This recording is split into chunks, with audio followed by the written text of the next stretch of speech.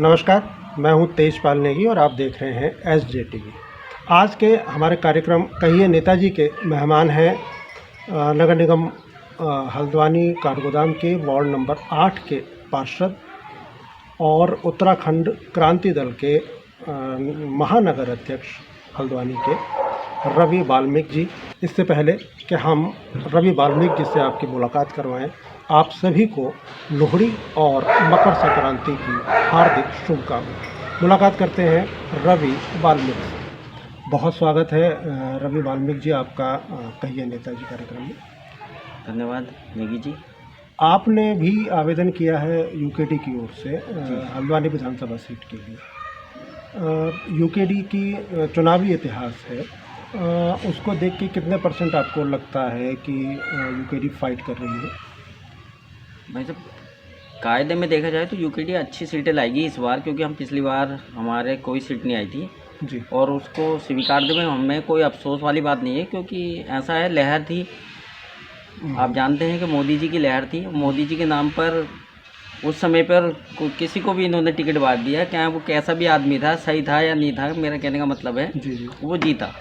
तो उसमें हमारी कोई सीट नहीं आई थी, मगर इस बार यूकेडी एक अच्छी सीटें लाएगी और अपने आप को यहाँ उत्तराखंड में एक अच्छे उसमें साबित भी करेगी, और हमारा वोट जो प्रतिशत है वो बहुत ज़्यादा बढ़ेगा इस बार। अच्छा, यह बात आपने स्वीकार की कि लहर थी, मोदी लहर थी, इसलिए सीटें नहीं मिली। लेकिन हल्द्वानी जैसे की बात करें तो यहाँ पे इंदिरा हृदय जीती थी उस लहर के बावजूद। ऐसे में क्या लगा आपको, कहीं चूक तो हुई होगी? मोदी लहर थी, इसमें कोई दो राय नहीं है, लेकिन कोई चूक तो हुई होगी जिसकी वजह से आपको यहाँ पे अच्छा वोट नहीं मिला। भाई साहब, क्या होता है कि यूकेडी के पास संसाधनों की बहुत कमी है, जिससे वो अपना प्रचार प्रसार नहीं कर पाती। आज की तारीख में आप जानते हैं कि जितनी भी राष्ट्रीय पार्टियां हैं वो धन बल की राजनीति ज़्यादा हो गई है, जबकि ये राजनीति धन बल की नहीं होनी चाहिए। सीधे सीधे जनता से संपर्क की राजनीति होनी चाहिए, और बिना धन बल के राजनीति हो तो आदमी को पता चलेगा करके कि कौन कितने पानी में है। दरअसल में क्या है कि यूकेडी आज तक जो मार खाती आ रही है उसके संसाधनों की कमी है, धन बल की कमी है।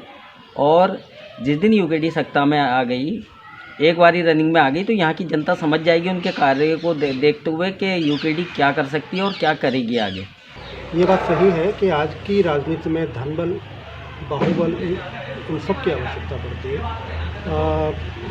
ये भी सही है कि पिछली बार मोदी लहर थी, लेकिन एक और बल की आवश्यकता नैतिक रूप से भी पड़नी चाहिए, जो संगठनों के साथ भी होना चाहिए, वो होता है जनबल।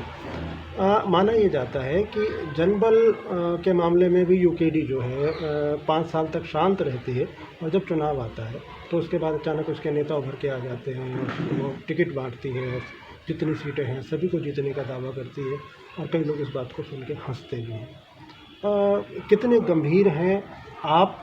लगातार 5 साल तक मैदान में रहे, बाकी के नेता, यूकेडी कितनी गंभीर है इसको? भाई साहब, मैं आपको वैसे बताऊं तो यूकेडी हमेशा पूरे 5 साल संघर्ष करती है और जनता के लिए लगातार आवाज़ उठाती है। आप इतिहास उठा लीजिए, चाहे मीडिया की न्यूज़ें उठा लीजिए, कंटिन्यू पूरे 5 साल यूकेडी यहाँ के उत्तराखंड की क्षेत्र की जनता के लिए संघर्ष करती है। मगर हाँ, ये कमी ज़रूर रहती है हमारी कि हम जो बूथ लेवल पर तैयारी होनी चाहिए वहाँ पर हम कहीं ना कहीं चूक करते हैं। मगर जो संघर्ष का मामला है, जो जनहित का मामला है, जनहित के लिए यूकेडी सबसे ज़्यादा संघर्ष करती है। मैंने कहा ना अभी, जैसे आपको बताया कि हमारे पास धन बल की कमी है। होता क्या है कि जो बड़ी पार्टियां हैं वो 6 महीने पहले आकर अपना धन बल दिखाती हैं और जन समर्थन अपने पीछे पैसे और उसके बल पर भीड़ लेकर आकर अपने पीछे जन समर्थन दिखा देती हैं। तो उससे वो अपना साबित कर लेती है कि हाँ, हमारे पीछे जन समर्थन है। मगर यूकेडी के पास पैसा बांटने के लिए नहीं होता लोगों के लिए। सब मीडिया जानती है कि जो अक्सर बड़ी बड़ी पार्टियों के पीछे जो भीड़ आती है वो पैसे के बल पर ही आती है। मान लीजिए, अगर यहाँ से हमें रुद्रपुर से या सितारगंज से या काशीपुर से अगर पब्लिक मंगानी है तो उसके लिए गाड़ी लगानी पड़ेंगी, उसके लिए भी धन की ज़रूरत है। और जो उन गाड़ियों में लोग आते हैं, अक्सर पता है राजनीतिक एक रवैया बन गया है कि उन लोगों को भी पैसे बांटे जाते हैं। शाम को पैसे के साथ साथ शराब और मुर्गा भी बांटा जाता है। तो ये तो चलन बना लिया है राष्ट्रीय पार्टियों ने। तो वहाँ पर छोटी पार्टी जो हमारी यूकेडी हमारी क्षेत्रीय पार्टी है, इनके सामने एक तरीके से छोटी पार्टी हुई क्योंकि क्षेत्रीय पार्टी है, तो उनको ये उभरने नहीं देते।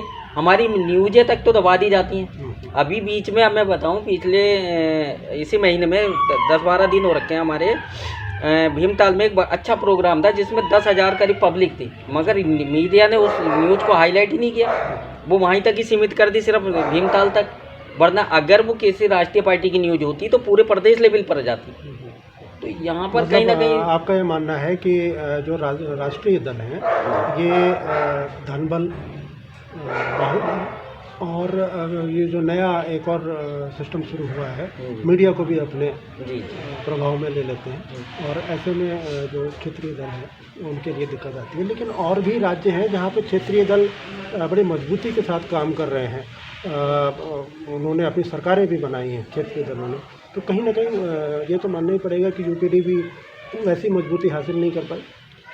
उसका भी कारण रहा कि हर क्षेत्र में क्षेत्रीय दल होते हैं। एक तो पहला कारण यहाँ की सबसे मेन कारण था हमारा, जो आज यूकेडी यहाँ पर अपने आप को स्थापित नहीं कर पाई। जो प्रथम चुनाव था यहाँ का उत्तराखंड का, वो यूकेडी ने बहिष्कार कर दिया था। और बहिष्कार करने के कारण जो हमारे कुछ यूकेडी के अच्छे बहुत बढ़िया नेता और भी थे, जो आज की तारीख में कांग्रेस और बीजेपी में अपना सर्वोच्च बना हुए हैं, स्थापित कर हुए हैं, उनमें से आप इतिहास उठा लीजिए, कांग्रेस या बीजेपी इन राष्ट्रीय पार्टियों के पास जो नेता हैं वो यूकेडी के हैं। अच्छा। मगर हुआ क्या कि हमारी जो यूकेडी की कमी रही, उनने कहा कि भाई हमने तो राज्य मांगा था, हमें चुनाव लड़ने की क्या ज़रूरत है। तो वही कमी सबसे बड़ी रह गई। बाद में इनको समझ में आया कि नहीं, अगर राज्य को सही तरीके से संवारना और चलाना है तो यूकेडी की ज़रूरत है। उसके बाद इन्होंने इलेक्शन लड़ा। ऐसा नहीं है कि जनता ने समर्थन भी दिया, कुछ सीटें दी हमें, 2, 4, 5, 6 सीटें जो भी आई हमारी आई थी, ऐसा नहीं है। मगर यह है कि हो सकता है कि जो हमारे विधायक रहे वो अपने आप को सही तरीके से जनता में साबित नहीं कर पाए और जनता को अपने कामों की उपलब्धियां गिना नहीं पाए। हमारे पास ये भी कमजोरी रही है। देखिए, जैसे कि मैं आज पार्षद हूँ, मैंने अपने वार्ड के अंदर, आप चाहें तो हमारे नगर निगम से पता कर सकते हैं कि मेरे वार्ड में कितना काम हुआ है, या मेयर साहब भी आपको मीडिया चाहे तो उनसे भी पूछ सकते हैं। मेरे वार्ड में कम से कम 10 से 13-14 करोड़ का काम हुआ है और रिकॉर्ड तोड़ काम करवाया मैंने अपने वार्ड के अंदर। वो काम कराए हैं जो आज से 40 साल से उन कामों के पीछे हमारे क्षेत्र की जनता भागी फिर रही थी, वो मैंने काम करा दिया अपने क्षेत्र के अंदर। तो होता क्या है ना कि हम लोग उस अपने जो काम कराते हैं, हमारे यूकेडी के जो विधायक बनते हैं, जो काम कराते हैं, जैसे भूअध्यादेश, जब हमारे दिवाकर भट्ट जी राजस्व विभाग मंत्री थे, वो भूअध्यादेश लेकर आए, भू कानून लेकर आए, मतलब यहाँ के लिए, मगर वो उसको प्रकाशित नहीं कर पाए। उसका पूरा श्रेय ले गई बीजेपी कि जी हमने कराया। मगर वो करवाने वाले कौन थे? दिवाकर भट्ट। मगर वो अपने आप को साबित नहीं कर पाए, कहीं ना कहीं उनसे चूक रही, या वो मीडिया मैनेज नहीं कर पाए, या जो भी कर पाए, मतलब उनकी कमी रही। हमारी कमियाँ तो बहुत हैं गिनवाने के लिए तो खैर, मगर जनता को भी चाहिए कि उनके अंदर भी। और दूसरा कारण यह है कि यहाँ की जनता के अंदर क्षेत्रीय सोच नहीं है। आप किसी भी प्रदेश में जाएंगे वहाँ क्षेत्रीय सोच होती है, यहाँ की जनता के अंदर क्षेत्रीय सोच नहीं है। बस यहाँ तो यह है कि मेरा बच्चा हल्द्वानी में आ जाए, पहाड़ में हमारे पलायन कर रहे आदमी, वो सिर्फ ये चाहता है कि मेरा बच्चा हल्द्वानी आए, पढ़े लिखे, यहाँ पर उसका भला हो जाए। बाकी मेरे को मेरे गांव से मतलब नहीं, मेरे पहाड़ से मतलब नहीं। समस्या यहाँ पर ये भी है। मतलब आपने साथ साथ ये बात बहुत अच्छी बोली कि अगर हमारे अंदर कमी है तो उनको स्वीकार किया जाना चाहिए। और मेरे ख्याल से राजनीतिक लोगों में ये स्वीकार्यता वाली बात नहीं होती, आप कर रहे हैं, ये बहुत अच्छी बात है। साथ में आपने एक और बात छेड़ी है पलायन वाली, और हल्द्वानी इसका केंद्र बनता जा रहा है। शायद हरिद्वार और हमारे यहाँ हल्द्वानी इसका केंद्र है। ये बात भी सही है कि लोग वहाँ से यहाँ आ रहे हैं। ये बात भी सही है कि जो सोच है वो हमारी क्षेत्रीय न होके राजनीतिक मामलों में राष्ट्रीय सोच हो जाती है, और हमें लगता है कि अगर राष्ट्रीय पार्टी आएगी तो वही हमारा उद्धार कर सकती है। उस चक्कर में हम पे उधार बढ़ता जा रहा है ना। अब यह है कि यूकेडी ऐसी कौन सी नई पॉलिसीज़ लागू करने वाली है जिससे लोगों की ध्यान यूकेडी की तरफ जाए? देखिए, मैं आपको बताऊं कि यूकेडी ने अभी हमने ऐसे नए कुछ अपने जो हमारे वह है घोषणा पत्र है, उसमें कुछ हमारी केंद्र कार्यकारिणी ने बहुत अच्छे वो डाले हैं। जैसे कि यहाँ का भू कानून लाना यहाँ पर बहुत ज़रूरी है। और भू कानून नहीं आया तो यहाँ का जो हमारा क्षेत्रीय पहाड़ का आदमी है, पहाड़ी आदमी है, वो अल्पसंख्यक हो जाएगा। ये समझना पड़ेगा। अगर ये लोग नहीं समझ पाए तो मैं आपको बता देता हूँ, आने वाले 10-5 सालों के अंदर यहाँ पहाड़ी अल्पसंख्यक होगा। ये लिख के ले लीजिए, आप स्टाम्प पे लिख लीजिए। ये फिर भूल जाएंगे कि क्या राष्ट्रीय के पीछे भागना है या बाद में। देखिए, पहले आप अपना क्षेत्र बचाइए, मेरा अपना मानना है। पहले आप अपना घर देखिए, घर के बाद मोहल्ला देखिए, मोहल्ले के बाद शहर देखिए, फिर प्रदेश देखिए, और फिर उसके बाद देश की बात कीजिए। हम अपने प्रदेश को तो बारे में कुछ बात नहीं कर पा रही, यहाँ की जनता प्रदेश के बारे में सोच नहीं रही है। हम तो सोच रहे हैं, यूकेडी वाले कंटिन्यू लड़ते हैं। हम इतिहास उठा लें, हम गवाए, उसके हम प्रमाण भी दे देंगे। हम कंटिन्यू लड़ते हैं यहाँ की जनता के लिए, मगर यहाँ की जनता की जो सोच है अपने क्षेत्र के प्रति बिल्कुल नकारात्मक होती जा रही है, सिर्फ राष्ट्रीय पार्टियों की तरफ आकर्षित हो रही है। और उससे क्या होगा कि यहाँ का जो हमारा पहाड़ी भाई हैं, पहाड़ी लोग हैं, जो यहाँ के मूल निवासी हैं, जो स्थायी निवासी हैं, वो यहाँ पर अल्पसंख्यक हो जाएंगे आने वाले समय पर। हमारी यूकेडी का मेन मकसद यही है कि यहाँ पर भू कानून और मूल निवास 1950, मतलब मूल निवास भी सशक्त वो होगा। और भी हमारे यहाँ पे जैसे कि हमारे क्षेत्र के लोगों को हर डिपार्टमेंट में, चाहे वो सरकारी हो गैर सरकारी हो, 80% का आरक्षण होना चाहिए पहले यहाँ के लोगों को, बाहर बाकी 20% बाहर के लोगों को, वो बात की बात है, मगर पहले यहाँ 80% है। देख लीजिए आप, आज की तारीख में शेड्यूल बनाए, यहाँ पे करोड़ों अरबों एकड़ जहाँ पे अरबों खरबों का टन अनाज पैदा होता था, उस अनाज की भूमि को समाप्त करके शेड्यूल बनाया गया, इसलिए कि यहाँ के लोगों को रोज़गार मिलेगा। मगर यहाँ के लोगों को रोज़गार क्या मिला है? लेबर बना के रख दिया है। जब चाहती हैं फैक्ट्रियाँ निकाल देती हैं, जब चाहती हैं उनका शोषण करती हैं। आज देख लीजिए, इतिहास उठा लीजिए, लगातार धरने प्रदर्शन ही चल रहे हैं। वो क्या कारण है? क्यों? क्योंकि राष्ट्रीय पार्टी इन चीज़ों के बारे में कभी नहीं सोच सकती। वो सिर्फ बोलती हैं, करती कुछ नहीं है। सिर्फ करती हैं नहीं है, बोलती हैं। बोलने वाले हैं वो लोग, सिर्फ घोषणाएं करते हैं, आश्वासन देते हैं, और उसके बहकावे में हमारे क्षेत्र की पब्लिक आ जाती है। मैं फिर से कहूँगा, क्षेत्रीय पब्लिक से भी कहना चाहूँगा कि जागें, अपने आप को अल्पसंख्यक होने से बचाएं। और आपके पास 5 साल में एक बार मौका आता है, एक दिन का, वो एक दिन आपका होता है। बाकी 5 साल उन नेताओं के होते हैं। एक दिन के बाद वो फिर आपको अपनी उंगलियों पे नचाते हैं। आप एक दिन सिर्फ उन नेताओं को अपनी उंगलियों पे नचा सकते हैं, और चाहे तो पूरी कायाकल्प कर सकते हैं पूरे उत्तराखंड की। वो जनता के हाथ में है। अब जनता वैसे सर्वोपरि होती है, और जनता जनार्दन है, वो जो चाहेगी वैसे वो ही होना है, और वही होता आया है आज तक। क्षेत्रीय दल है यूकेडी जी, और प्रत्याशी घोषित करने में देरी हो रही है, वजह? क्षेत्रीय दल है यूकेडी, ये बात ठीक है आपकी, मगर सबसे पहले हमारी ही घोषणा हुई है उत्तराखंड के अंदर। आपको ये भी बता दें, 16 प्रत्याशियों की। और हम क्या चाहते हैं, यह है कि हम जो भी प्रत्याशी उतारें वो ऐसा हो जो समाज सेवक हो, खाली राजनीतिक ना हो, कोई व्यापारी ना हो, बिजनेसमैन ना हो। क्योंकि ऐसा है ना, राजनीति में होना, समाज सेवकता उसके अंदर होनी बहुत ज़रूरी है। क्योंकि वो जनता के लिए जब भी काम कर पाएगा जब उसके अंदर, उसके मन के अंदर, उसके सोच के अंदर समाज सेवा का जज्बा होगा। तो यूकेडी का मेन कारण यही है कि हम ऐसे लोगों को छांट रहे हैं जो समाज सेवक हों, जो जनता के लिए और उत्तराखंड की जनता के लिए कुछ करना चाहते हैं। आप मतलब यूकेडी ढूंढ रही है समाज सेवी, कांग्रेस और बीजेपी ढूंढ रहे हैं जो जीत दिलाए, ऐसा जी जी। क्या अंतर है इन दोनों? आप देख लीजिए, ऐसा होता है जो जीतता है, अभी मैं मान लीजिए मैं एक बड़ा पार्टी से प्रत्याशी होता या मेरे पास धन बल बहुत खूब होता, आज मैं करोड़ों रुपए खर्च करूंगा, और वो करोड़ों रुपए आते कहाँ से? बड़े बड़े उद्योगपतियों से, बड़े बड़े व्यापारियों से, बड़े बड़े भूमाफियाओं से, काला बाजारियों से। तो वो जीतने के बाद किन के लिए काम करता है?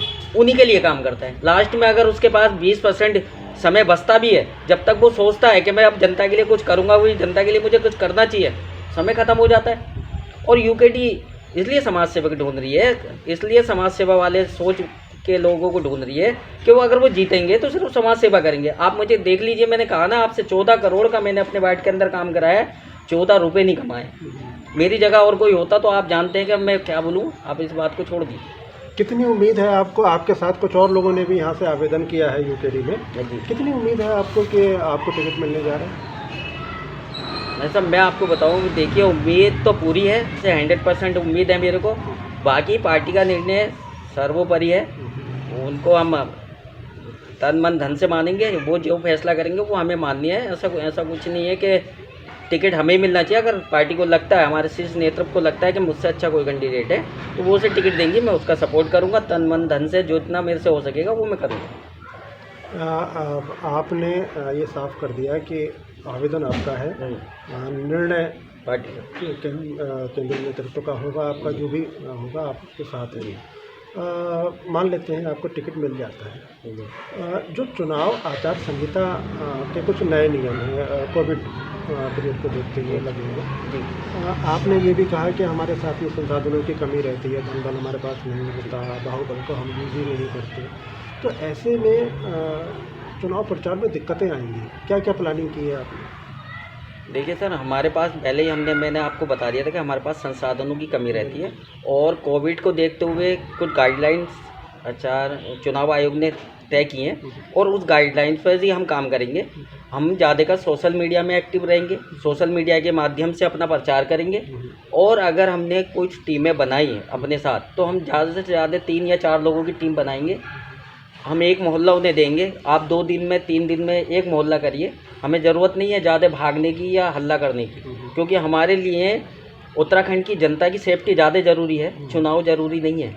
हम तो चाहते हैं कि अगर वैसे तो कायदे में ये चाहिए था कि हमारे देश की सरकार को या हमारे चुनाव आयोग को ये चुनाव टाल देना चाहिए था, क्योंकि जब देश संकट में हो या देश की जनता संकट में हो तो चुनाव ज़रूरी नहीं है, राष्ट्रपति शासन से भी काम चल सकता है। हमारे प्रदेश में ऐसा नहीं है, कई जगहों पे राष्ट्रपति शासन लगा है, कुछ समय के लिए राष्ट्रपति शासन लगा दे, जब स्थिति सामान्य हो तब इलेक्शन कराएं। क्योंकि मैं बताऊं ना, हम लोग तो ये गाइडलाइन फॉलो कर लेंगे, जो चुनाव आयोग की गाइडलाइन है हम लोग तो फॉलो कर लेंगे, क्योंकि हम करते भी हैं।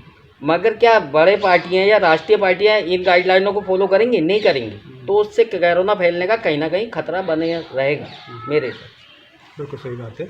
हमें चुनाव में बहुत सावधानी बरतनी होगी।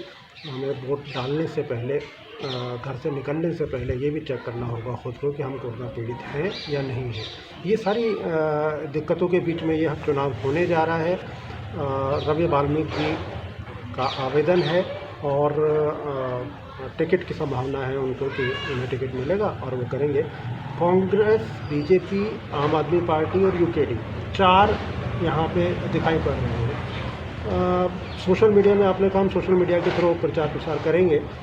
सबसे तेज़ सोशल मीडिया में मानी जाती है भारतीय जनता पार्टी, दूसरे नंबर पे आती है आम आदमी पार्टी, तीसरे नंबर पे आती है कांग्रेस पार्टी।